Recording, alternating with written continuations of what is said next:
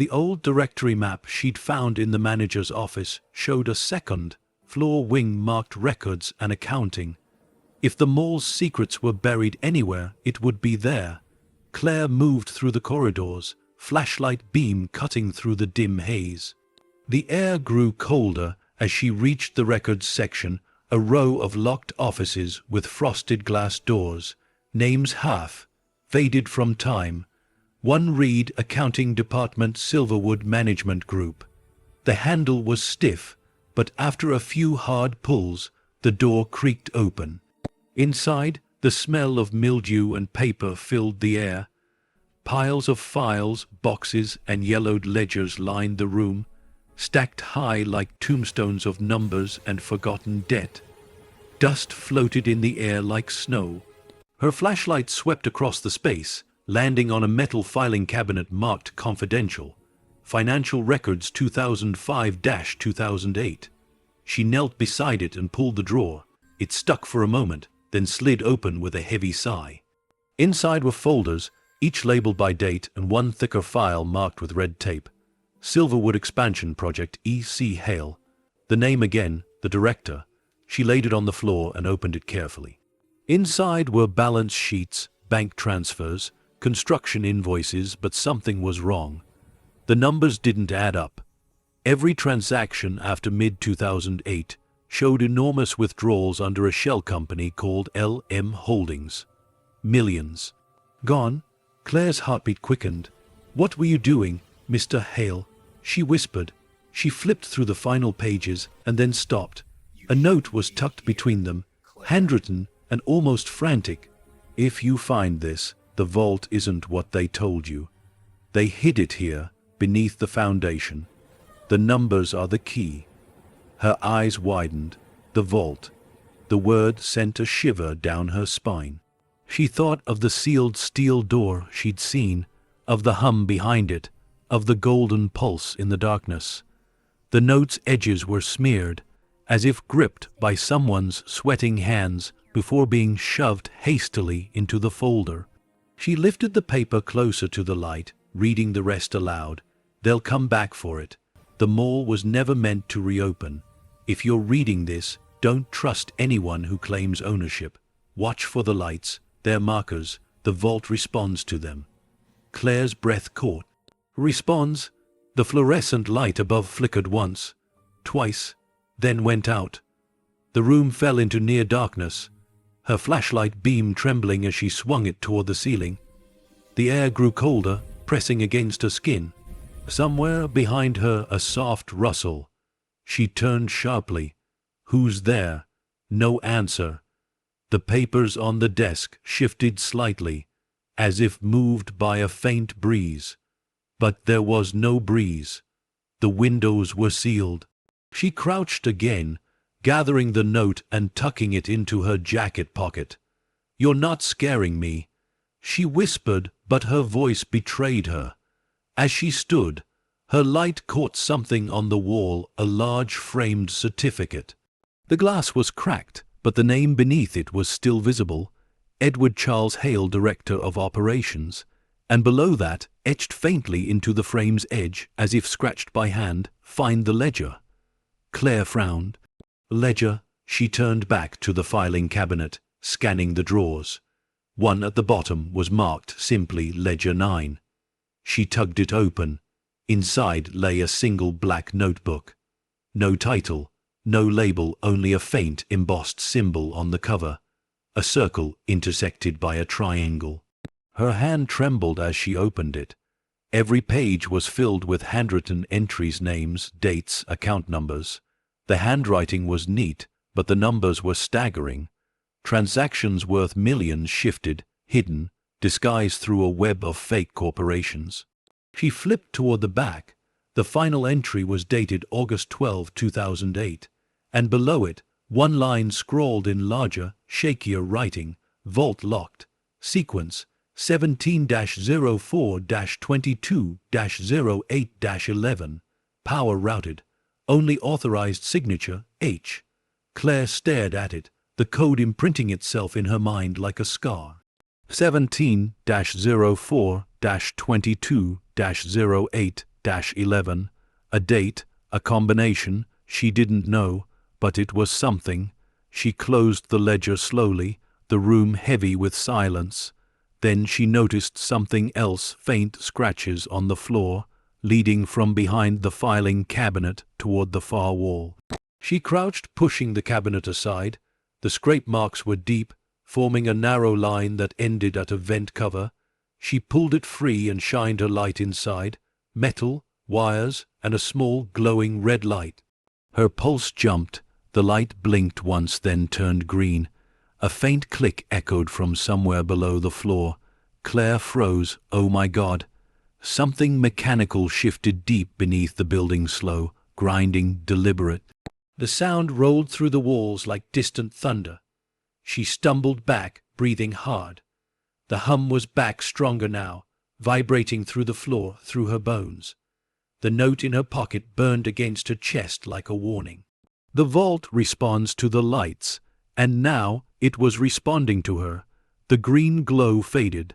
The hum subsided, but something had changed.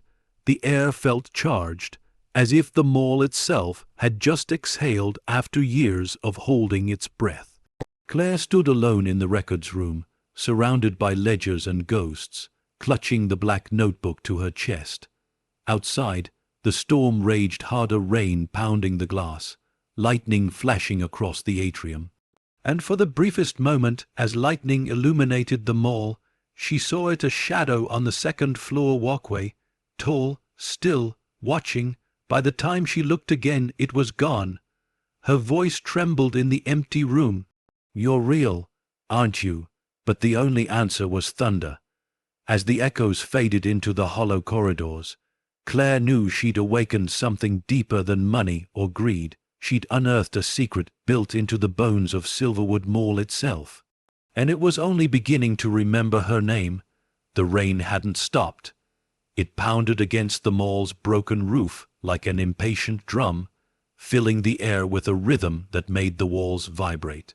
Claire moved through the dim corridors, clutching the black ledger to her chest, her steps fast but careful. Every flicker of lightning through the skylight carved white veins across the cracked marble floors. She could feel it now. The building was alive, pulsing in sync with the storm outside. She glanced over her shoulder once, certain she'd seen movement on the balcony above, but the shadows refused to stay still. She whispered under her breath, "If you're following me, then come out." Nothing, just the rain. She reached the atrium again, where Evan waited near their makeshift camp. He looked up quickly, eyes wide. "Mom, you've been gone for hours. I thought, I know," she said softly, kneeling in front of him. "I had to find something, and I did." He looked at the book in her hand. "What's that?" "Proof," she replied, "of something bad that happened here. People hid money, lied about what this place really was, and I think the vault down there isn't just storage." Evan frowned, confused but trusting, "Like treasure, something like that," she said, her tone low. "But it's dangerous. I need you to stay right here, okay?" He shook his head. "I'm not staying alone again. Evan, I'm not." His voice cracked with fear, and Claire stopped. The exhaustion in his face broke her heart. She sighed, brushing his cheek gently. "Okay, we stay together." The thunder rolled louder, closer. The mall groaned in response, steel beams flexing like muscles under the storm's weight. Claire opened the ledger and flipped to the last page again. The sequence 17-04-22-08-11. The numbers repeated in her mind like a whisper, echoing against the pounding rain. She needed to know what they unlocked. Lightning flashed again, revealing a maintenance sign across the atrium. "Basement access authorized personnel only." That was it. "Come on," she said, "we're going below." Evan hesitated. "But it's dark." She forced a smile. "Then we'll bring our own light." They crossed the atrium, their flashlights cutting narrow tunnels through the dark. The storm roared overhead, making the entire building tremble. The maintenance door was rusted shut, its handle cold and slick with moisture. Claire pressed her shoulder against it and shoved. The door groaned open with a metallic scream that echoed through the mall. Beyond it, a staircase descended into blackness. A draught of damp, cold air rose from below. Evan clutched her hand tighter. "It smells bad." "Old places always do," she murmured. "It's just time." But it wasn't just time. It was something else, a deep, stale scent of earth and metal, mixed with the faint sweetness of something burned long ago. They descended slowly, each step creaking underfoot. The deeper they went, the louder the hum became, the same low vibration that had haunted the building since she'd found the computer. It resonated in her chest, almost in rhythm with her heartbeat. At the bottom, they found a long corridor lined with pipes and flickering emergency lights. Faded warning signs hung crooked on the walls. "Danger, electrical access, keep clear, authorized staff only." Claire ran her hand along the wall until she found a switch box. The metal was cold, but when she flipped it, one light flickered weakly to life, then another. The corridor glowed in uneven patches like an artery lit from within. At the far end stood a steel door, unlike the others, thicker, cleaner, untouched by rust. It was built into the wall itself, with an electronic panel beside it that blinked faintly. Evan whispered, "That's it, isn't it?" Claire nodded. The vault. She approached slowly.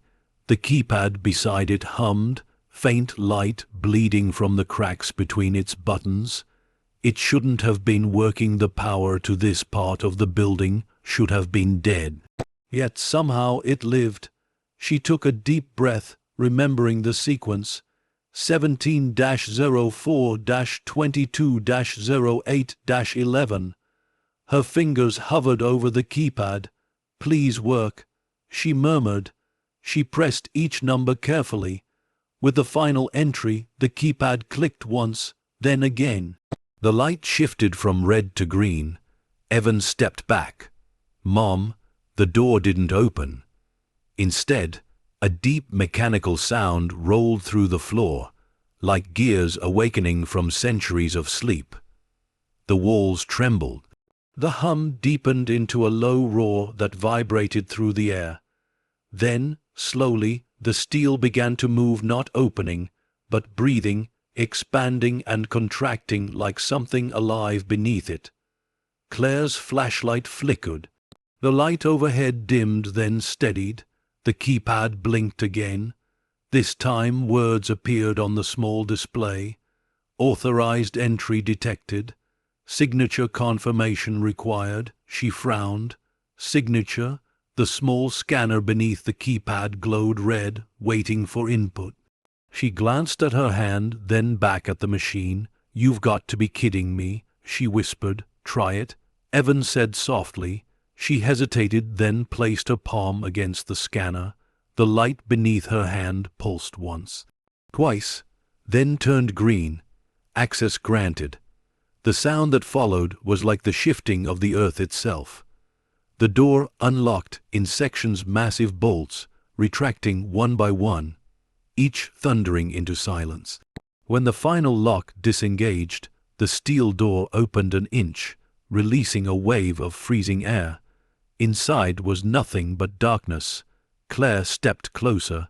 "Stay behind me." She pushed the door wider. The light from the corridor barely penetrated the space beyond, revealing only the edge of a long chamber descending into shadow. The air was thick, heavy with the scent of oil and rusted metal. She took one cautious step forward, her light cutting through the gloom, and froze. Rows of metal crates lined the walls, each stamped with a symbol, the same circle intersected by a triangle that marked the ledger's cover. Some were sealed, others had been pried open. Inside, she caught glints of gold. Her breath hitched. "Oh my God!" Evan's voice quivered. "Mom, is that money?" She shook her head slowly. "Not money, sweetheart. Something much bigger." She stepped closer, running her hand along one crate's edge. The markings beneath the dust became clearer. U.S. Federal property confiscated 1979. Her voice dropped to a whisper. "This isn't a mall vault. This is storage, government storage. But for what?" Her flashlight swept farther, and there, at the end of the chamber, a figure stood, still, silent. Claire froze, light trembling in her hand. "Who's there?" she called out. The figure didn't move. Then lightning flashed outside, the faint glow cutting through the doorway, and she saw it clearer. It wasn't a person. It was a mannequin, dressed in a black security uniform, its head tilted slightly to one side. But what made her blood run cold wasn't the uniform. It was the badge pinned to its chest. E.C. Hale. Her flashlight slipped from her hand, clattering on the floor. The light rolled, casting long, warped shadows across the crates. The hum returned, deep, steady, and louder than ever.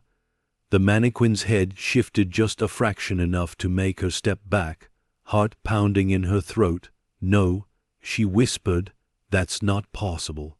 The light behind her flickered violently, bursting once before plunging the corridor into near darkness. She grabbed Evan's arm. "Run." They sprinted back toward the stairwell, the echo of the hum chasing them up the hall like thunder underfoot. Behind them, the vault door began to close, slow, mechanical, deliberate. The sound reverberated through the floor as the final lock slammed into place with a deafening boom. When they finally reached the top of the stairs, Claire slammed the maintenance door shut, her chest heaving. Rain poured harder than ever, leaking through the ceiling, streaking down the walls like veins of silver. Evan clung to her side, trembling. "Mom, what was that?" She stared at the door, still hearing the low pulse beneath her feet. "I don't know," she whispered, "but I think Mr. Hale never left this place." The thunder outside rolled again, shaking the glass. Claire turned toward the atrium, and for just a second she saw movement in the reflection of the skylight above them. Someone or something watching from the second-floor railing. Lightning flashed, and it was gone. As the echoes of the storm merged with the hum beneath the floors, Claire realized Silverwood Mall was no longer just a relic of the past. It was a trap built to contain the ghosts of its own greed. The night was louder than usual. The storm had broken fully now, thrashing against the old mall's roof like an angry ocean. Every crash of thunder seemed to echo through the building's steel skeleton, rattling the glass and stirring echoes that didn't feel entirely human. Claire sat by the shattered fountain, the faint orange glow of her camping lantern cutting through the dark. Her hair clung to her face, soaked with sweat and rain that slipped through the skylight above. The black ledger lay open in her lap, its ink smeared in places from damp fingers. She had read the final page over and over again, vault locked, sequence engaged, authorized signature required. Each time she whispered the words, they sounded less like instructions and more like a warning. Evan slept beside her, wrapped in a blanket, the sound of his breathing steady. She envied how easily he could rest after what they'd seen. Children, she thought, don't yet understand what kind of ghosts money leaves behind. Claire looked up toward the dark ceiling. The faint hum beneath the floor hadn't stopped since she touched the vault door. It came in waves, pulsing softly, like a heartbeat just beneath the concrete. It was alive, she could feel it. She whispered into the silence, "What are you?" Her voice vanished into the space, swallowed whole. When dawn came, it was gray and heavy, the storm clouds refusing to break. The mall felt colder, darker, even the air tasted metallic. Claire packed their things and woke Evan gently. "Come on, sweetheart," she said. "We can't stay here today." He rubbed his eyes. "Where are we going?" "Somewhere quiet," she replied. "I need to think." But there was no quiet place in Silverwood. The building itself was never silent. Every corridor seemed to whisper. Every flickering light carried memory. They made their way down the main hallway toward the service corridor again. Claire needed answers, and if those answers were hidden in the dark, then she would find them. As they passed the old food court, a strange metallic scent hit her. She paused. Something was different.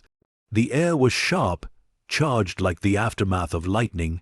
She turned her flashlight toward the ground. Footprints, fresh, not hers, not Evan's, and this time there were two sets, one large, one smaller, both leading toward the west corridor, where the vault door waited beneath the floor. Her pulse quickened. "Evan," she whispered, "stay close to me."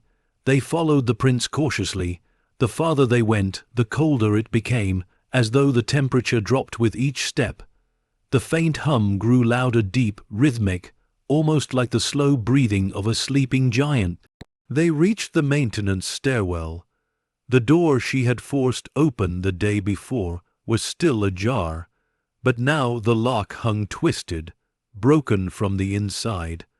Her flashlight beam trembled as she peered down the stairs. The light barely touched the bottom, but she could see movement, the faint glint of something metallic swaying gently. Someone was already down there. She swallowed hard. Hello? No answer. Only the slow, steady drip of water from the pipes. "Whoever's there," she said louder, "this property's mine. You're trespassing." The silence that followed felt wrong, not empty, but waiting. Then came the voice, low, male, close. "You shouldn't have opened it." Claire froze. The words rolled up the stairwell like smoke, calm and heavy. She turned to Evan, pressing a finger to her lips. He nodded, eyes wide. She took a slow step forward, then another, descending halfway down the stairs. Her flashlight cut through the dark, sweeping across the walls, the pipes, the concrete floor below, and then caught movement in the corner. A man stood at the far end of the corridor. His back was to her. He wore a maintenance uniform, faded blue, the logo on the sleeve almost erased. His posture was rigid, hands clasped behind him. Claire steadied her breath. "Who are you?" The man didn't turn. "You shouldn't have opened it." He repeated, voice flat, almost rehearsed. "I'm the owner now," Claire said, forcing confidence into her trembling voice. "If you're a squatter or worker, you need to leave." Finally, he turned his head slightly, not enough for her to see his face, just enough for the weak light to touch his profile. His skin looked pale, too pale. "I kept it closed," he said softly, "for years, but the lights came back on. That's when it started again." Claire took another cautious step. "What started?" He looked at her now fully, suddenly, and she stumbled back a step. His eyes were empty, clouded like glass. His face was expressionless, drained of life, yet somehow aware. "The noise," he whispered. "It never stops once it knows your name." And then, before she could react, the lights flickered violently. The hallway plunged into black for a heartbeat, then came alive again, but the man was gone. Claire gasped, spinning, flashlight beam cutting through empty space. "Mom," Evan whimpered from above. "Who was that?" She forced herself to breathe. "Nobody," she said quickly. "Come on, we're leaving." But even as she said it, the hum under the floor grew louder, vibrating the air until the walls themselves seemed to tremble.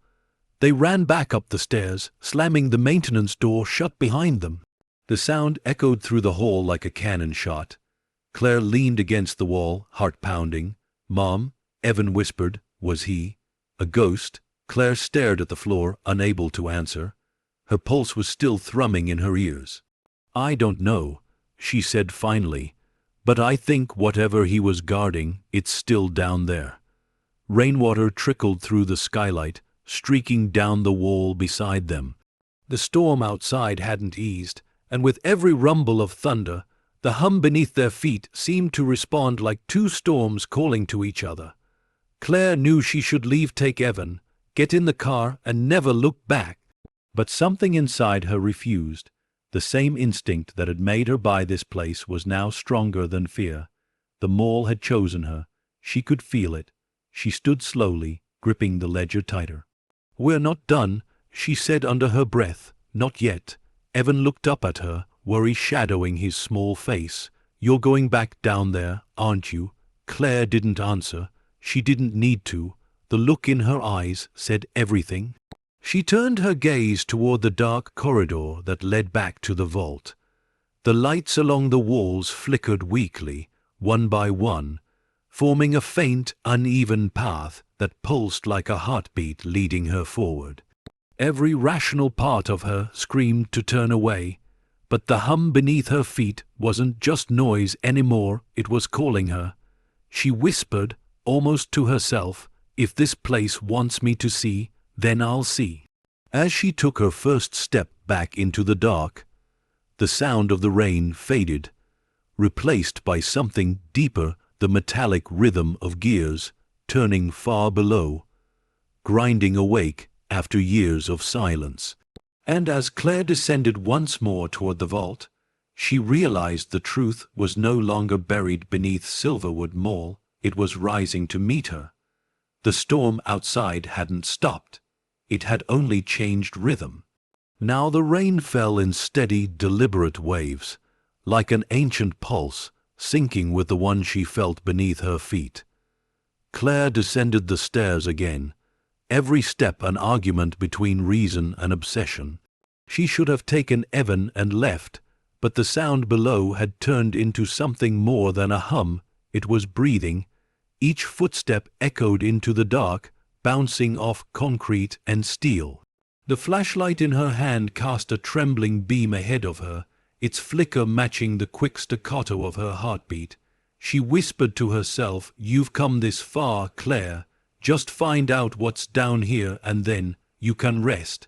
But deep down she knew rest wouldn't come. Not until she understood why this place called her name. The lower corridor stretched out like a throat of the earth, pipes running along the ceiling, condensation dripping down in slow rhythm. The metallic smell grew stronger the closer she got to the vault. It was sharp, cold, electric. Halfway down the corridor she stopped. The door was open. Her pulse surged in her ears. She remembered closing it, hearing the heavy locks engage, but now it stood slightly ajar, fog curling out from the darkness within. She turned the flashlight toward it. No. No, no, no. The steel gleamed under her light, wet with condensation. Every instinct screamed at her to turn around, but curiosity was no longer curiosity. It was compulsion. "Mom," Evan's voice came softly from behind her, hesitant. Claire spun. "Evan, I told you to stay upstairs." He shrank under her tone, eyes wide. "I didn't want you to be alone." Her anger melted instantly, replaced by fear. "Okay, stay close, don't touch anything." They approached the vault together. The door, now fully open, revealed the cavernous room beyond. A chill spilled out from it, biting at their skin, turning their breath visible. The flashlight beam cut across the floor. The crates were still there, but several had been moved. Drag marks streaked through the dust, fresh and deep. Someone had been here again. The light caught on something reflective near the far wall. Claire crouched, squinting. A security camera, old, cracked, but still faintly humming. Its tiny red indicator light blinked once, then twice. Evan whispered, "Mom, someone's watching us." Claire's throat went dry.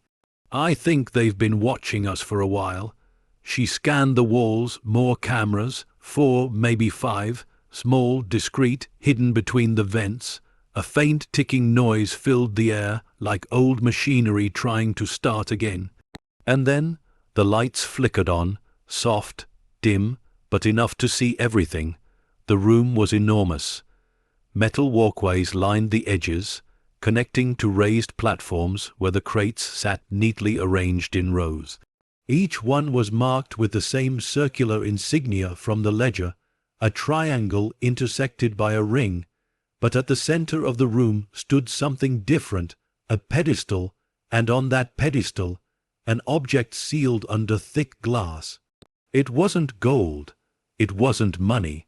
It looked like an artifact, an old key, carved from a metal so dark it reflected no light. Symbols ran along its length, the same ones she'd seen scrawled in Hale's notes.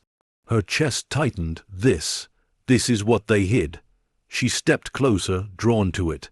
The air around the pedestal shimmered faintly, like heat rising from asphalt. As she neared, the humming deepened, vibrating through her bones. Evan tugged her sleeve. "Mom, don't." But she didn't stop. She placed her palm against the glass. It was cold, so cold it burned. A spark snapped against her skin. She yanked her hand back with a gasp. The lights flickered violently, and the hum turned into a deep mechanical growl. The vault came alive. Alarms that hadn't sounded in decades wailed through the concrete. Red lights spun across the walls. The cameras swiveled, mechanical eyes waking after long sleep. "Run!" Claire shouted, grabbing Evan's hand. They sprinted for the exit, but the door began to close automatically, the grinding of gears echoing like thunder. Claire lunged forward, pulling Evan through the narrowing gap just as it slammed shut behind them. The noise stopped instantly. The silence that followed was deafening. Claire leaned against the wall, gasping for air. Evan clung to her arm, tears welling in his eyes. "What's happening?" She shook her head. "It's some kind of security system. We triggered it." But even as she said the words, she didn't believe them. The sound, the lights, the movement, it didn't feel like a system reactivating. It felt like awareness. She turned her flashlight back toward the door. The red indicator light on the keypad was glowing steadily again. A new message blinked across the small display. "Unauthorized access detected. Lockdown sequence initiated." A hiss filled the air. The sound of vents opening.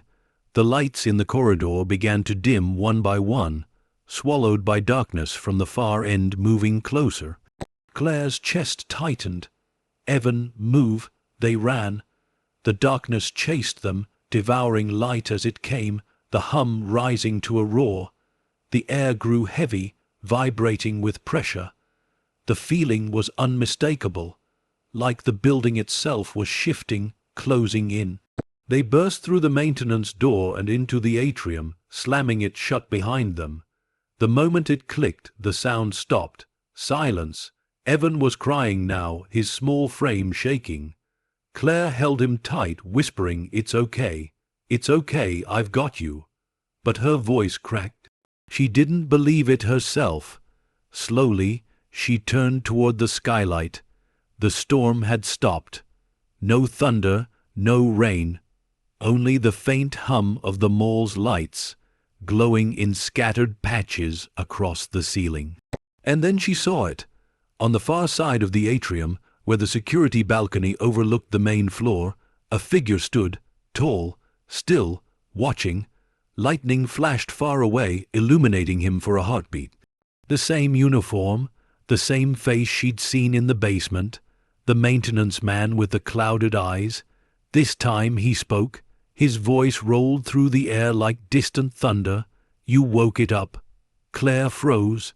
"What did I wake?" He tilted his head. "The vault isn't for keeping things safe. It's for keeping them in." Before she could speak, the lights above them burst, raining glass across the floor. The figure was gone. Claire stood motionless, her breath shaking, the words echoing in her skull. "It's not for keeping things safe. It's for keeping them in." She turned slowly toward the maintenance corridor. The door was closed again, the keypad's light flickering faintly. From behind it came the faintest sound, a low, rhythmic knock. Not random, not mechanical, deliberate. 3 slow taps, then silence. She backed away, pulling Evan toward her. Her voice was barely a whisper now. "We're leaving. Tonight." But deep down, she knew it wouldn't let them go.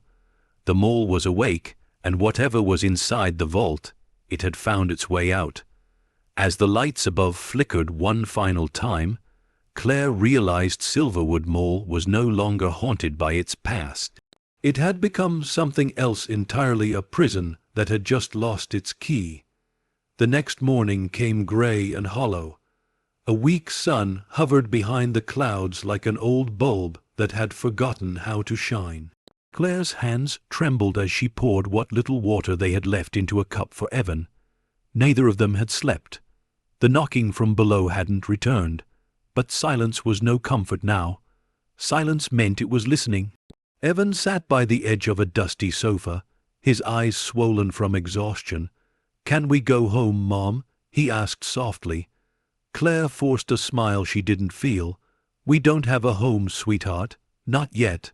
But we will soon." He nodded, trusting her the way only children can trust, even when the world around them is falling apart. But deep inside, Claire's certainty was cracking. Something was wrong with Silverwood. Something far older and larger than missing money or forgotten ownership. The man from the basement, the voice in the intercom, the way the vault breathed, it all connected somehow. And the only living person who might know what she was dealing with was the one name that kept appearing in the old files.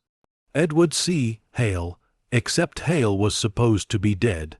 She sat by the flickering lantern, clutching the ledger, tracing the indentation of his handwriting.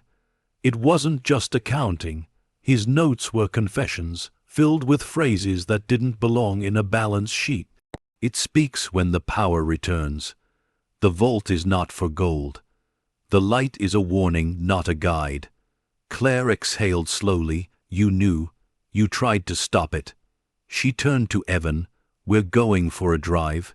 Just a short one." "Where?" "To find someone who used to work here. Someone who might tell us what this place really is." They loaded into the car. The mall loomed in the rearview mirror, massive, brooding, almost alive against the dull horizon. As she drove toward the edge of town, the rain finally stopped, leaving behind streets slick with silver light. She remembered the name from one of the storage boxes, Consultant Martin Hawthorne. He'd been listed on the payroll during the final months of operation. If anyone had seen Silverwood before it fell silent, it was him. After an hour of searching, she found his address in the county's faded directory, a small, leaning farmhouse on the outskirts of old Timberland. The wind howled through the broken trees as she pulled into the dirt driveway. "Wait in the car," she told Evan gently. "Lock the doors." He frowned, but, "Please." Her tone left no room for argument. She stepped out, her shoes sinking into the mud. The farmhouse stood crooked and tired, its windows boarded except for one upstairs, where a thin light flickered. She knocked once on the door. No answer. She tried again, louder. "Mr. Hawthorne, my name is Claire Lawson. I bought Silverwood Mall." The light upstairs went out. Her heart jumped. "Please, I just want to talk." For a long moment, nothing moved. Then, the door creaked open an inch. A man's voice rasped from the darkness. "You bought what?" Claire swallowed. "Silverwood Mall. I'm looking for information about what happened there. I found your name in the old records." A pause. Then the sound of a lock sliding free. The door opened fully. Martin Hawthorne was older than she expected. Thin, hollowed, cheeked, with a gray beard and eyes that looked like they hadn't seen daylight in years. He held a lantern in one trembling hand. "Come in," he said softly, quickly. The interior smelled of old wood and oil. The floorboards creaked as he led her to a cluttered kitchen filled with maps, boxes, and yellowing newspaper clippings. He set the lantern on the table, its light trembling across the walls. "You shouldn't have gone there," he said, not looking at her. "It was supposed to stay buried." Claire sat carefully. "I didn't know. I just saw the listing. It was $1,000. He gave a dry laugh. $1,000 to inherit a curse. What does that mean? He turned toward her, eyes catching the lantern's glow. They built Silverwood on top of something they didn't understand. The land wasn't clean. It was bought from a private excavation project in the 70s. That project was shut down after workers started disappearing. The company buried everything and sold the site cheap. Developers thought they were lucky. Claire felt her stomach drop, and they built them all right on top of it. Yes, but Hale, he knew, he tried to contain it. The vault wasn't a bank vault, Mrs. Lawson. It was a containment chamber. Reinforced steel, biometric locks, energy dampeners, built to keep something in. Her pulse thudded. Something. What? Hawthorne hesitated. They said it was electromagnetic residue radiation from underground ore. But Hale told me once over drinks that it wasn't radiation at all. He said it spoke to him. It whispered through the power lines. He said he could feel it breathe. Claire's throat tightened. I heard it too. It's still there. It's awake. Hawthorne went pale. Then it knows you. He moved quickly, rummaging through a drawer until he found a folder thick with documents. He shoved it across the table. Here, everything I kept. Don't stay there another night. The longer you're inside, the louder it gets. Claire opened the folder, her fingers trembling. Inside were blueprints, schematics of the mall's foundation, each layer marked with warning symbols and strange annotations. Beneath the sub-basement, there was an unlabeled chamber, bigger than the vault, deeper, shaped like a circle. What's this? She asked. That, Hawthorne said, is where they found it before they built the mall. They called it the core. Hale sealed it off before the grand opening. He said the light from it could drive a person mad. Claire's vision blurred. The golden glow, the warmth through the floor, the whispers through the intercom. It wasn't her imagination. What happened to Hale? She asked quietly. He stayed behind when they evacuated in 2008, Hawthorne said. The power surge started that night. They said he died in the blackout, but no one ever found his body. The room fell silent except for the creak of the wind outside. Claire's voice was barely a whisper. I saw him. Hawthorne froze. You saw? Hale, she nodded slowly, in the basement, his name tag, his face. He spoke to me. The old man stared at her for a long, hollow moment. Then it's not him anymore. He reached for her wrist suddenly, gripped tight despite his frail hands. Listen to me. Whatever's down there, it doesn't want gold or power. It feeds on attention, on curiosity. Every person who listens to it, who touches it, becomes part of it. Claire pulled her hand free, her voice shaking. Then how do I stop it? You don't, he whispered. You leave it alone. Lightning flashed through the window, followed by the distant growl of thunder. Claire stood slowly, clutching the folder. Thank you for your time, Mr. Hawthorne. He didn't rise. He only watched her with tired eyes. When it starts whispering again, don't answer it. She paused in the doorway, and if it already has, he looked away, then it's already inside. Claire stepped out into the rain, the cold slicing through her like knives. She climbed into the car, her hands shaking. Evan looked up from the back seat. Did he help? She forced a small, trembling smile. Yeah, she lied. He helped. As they drove away, she glanced at the mirror. Hawthorne stood at his door, watching them vanish into the storm. Behind him, through the half-drawn curtain, a faint golden glow flickered in the window. And though she didn't know it, before the night was over, that glow would spread through the farmhouse like wildfire. As the wind howled and the road curved back toward Silverwood, Claire realized that the mall hadn't just found her. It had been waiting. The drive back to Silverwood was long and mercilessly quiet. The storm had passed, leaving behind a sky drained of color, washed pale and sickly. The wipers dragged across the windshield with a dry squeal, pushing aside streaks of mud left by the rain. Evan sat curled in the back seat, clutching his toy car, staring at the endless road ahead. He didn't speak, and Claire didn't press him. The air between them was thick with the things neither of them could name. On the passenger seat, the folder Martin Hawthorne had given her lay open, its pages trembling slightly from the hum of the tires. Each document, each photograph was a wound opened wide, proof that Silverwood Mall was built over something ancient and deliberate. Claire's eyes flicked to the topmost page whenever she stopped at a red light.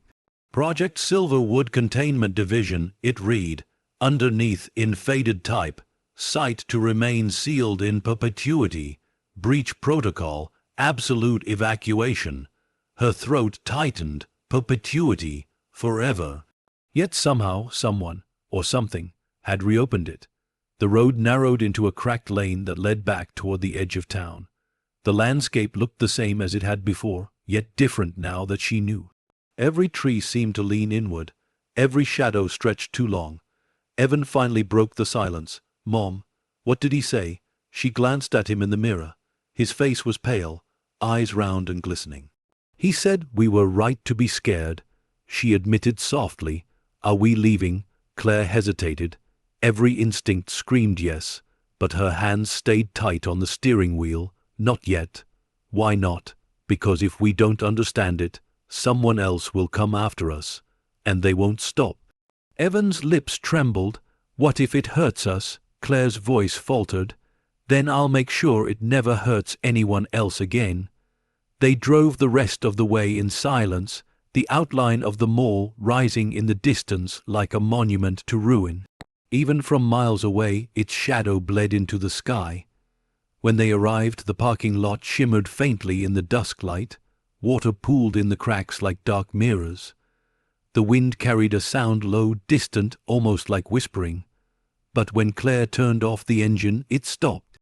She stepped out slowly, the air cold and dense, the smell of wet concrete mixed with something metallic, familiar now, almost comforting in a sick way. She turned to Evan. "Stay close, and whatever happens, don't go near the vault again." He nodded, his hand finding hers instinctively. They crossed the entrance. Inside, the silence was immense. Dust had already settled over the floor again, erasing any trace of their panic from the night before. Yet Claire could feel it, the vibration, faint, like a breath beneath her boots. She laid a hand on the nearest column, feeling the concrete pulse. "It's feeding," she whispered. They made their way back toward the manager's office on the upper floor. If Hawthorne was right, if Hale had sealed something deeper than the vault, then the blueprints in that office might show the missing connection. The office was just as she'd left it. Papers scattered, the nameplate still lying on the floor, its metal edge glinting dully. The broken computer monitor sat lifeless now, its once flickering screen dead. Claire spread Hawthorne's folder across the desk. The documents showed layer upon layer of the mall's structure, each basement level deeper than the last. She traced the lines with her finger until she found it, an unmarked circle beneath the vault, the core. The circle was surrounded by handwritten warnings in Hale's jagged script. No light below. Containment must hold. If seal fails, shut down all power. She whispered the words aloud, her voice trembling. Shut down all power. That's what the surge had been in 2008. Hale hadn't died in an accident. He'd sacrificed the building to cut the power, to silence whatever was underneath. "Mom," Evan's voice pulled her back. He was standing by the window, pointing outside. "There's someone out there." Claire turned. Through the cracked glass, she saw a van parked near the loading docks. Its headlights were off, but its engine was running. Her pulse spiked. "Get down." They ducked behind the desk. The sound of footsteps echoed through the hall below. Steady, deliberate, multiple sets. Voices murmured. She couldn't make out the words, but she knew that tone authority, not curiosity. Someone had come for the mall. She peeked over the desk. 3 men moved through the atrium, their flashlights cutting sharp beams through the dark. They weren't looters. They moved with purpose, scanning, sweeping. The beam from one light lingered on the broken fountain before moving toward the maintenance corridor. One of them spoke, his voice carrying, "It's active again. The sensors are reading spikes." Another answered, lower, colder, "Then it's open. Finish the retrieval before the new owner finds out." Claire's stomach turned. The new owner, they meant her. She grabbed Evan's hand and whispered, "Quiet. We have to move." They slipped out of the office, down the back stairwell, keeping low. Every creak of the steps sounded like a gunshot in her ears. She could hear the men moving through the lower level now, metal boots striking the floor, radios crackling faintly.